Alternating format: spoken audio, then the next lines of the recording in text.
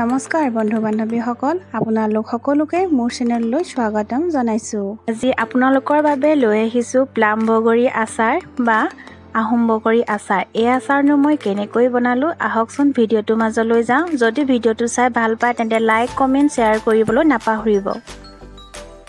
প্ৰথমে বগৰীখিনি ভালদৰে ধুই এখন শুকান কাপোৰে আমি বগৰীখিনি মোহাৰি ল'লোঁ যাতে পানী লাগি নাথাকে। আৰু এতিয়া গোটেই বগৰীখিনি এটা এটাকৈ আমি আগ মাৰি দিছোঁ যাতে ইয়াত নিমখখিনি ভালদৰে ভিতৰলৈ সোমাই যাব পাৰে।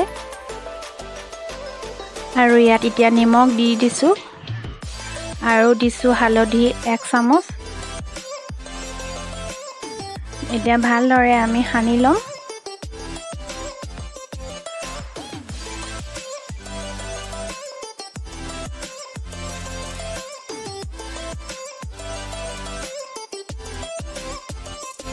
এতিয়া আমি বগৰীখিনি ভালদৰে ৰ'দত শুকুৱাই ল'ব লাগিব যাতে ইয়াৰ এক্সট্ৰা পানীখিনি ৰ'দে শুহি লয়।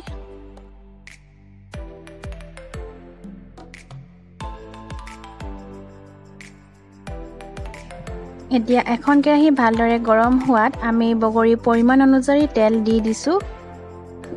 ইয়াত দিছোঁ এতিয়া গোটা ধনিয়া 2 চামুচ, পাঁচফোৰণ 1 চামুচ আৰু শুকান জলকীয়া 4-5টা ছিঙি দিছোঁ। আৰু এই আচাৰখিনি মই বনাম জ্বলা মিঠা, সেয়ে ইয়াত মই দি দিছোঁ চেনি 2 চামুচ। আপোনালোকে ইচ্ছা কৰিলে ইয়াত গুৰো ব্যৱহাৰ কৰিব পাৰে। আমি গেছৰ ফ্লেমটো স্ল' কৰি ৰাখিছোঁ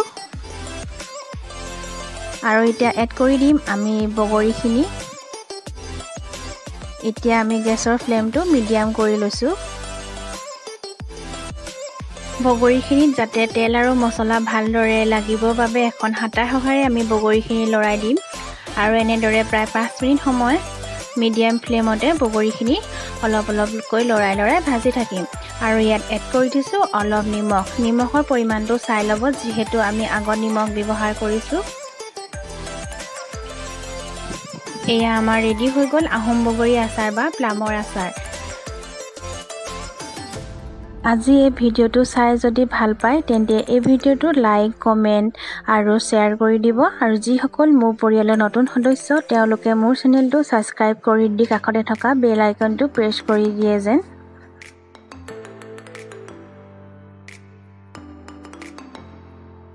ভিডিঅ'টো চোৱাৰ বাবে আপোনালোক সকলোলৈ মোৰ আন্তৰিক ধন্যবাদ জনালোঁ। নতুন ৰেচিপি ভিডিঅ'লৈ আপোনালোকৰ মাজলৈ পুনৰ আহিম। আজিলৈ আহোঁ, ধন্যবাদ।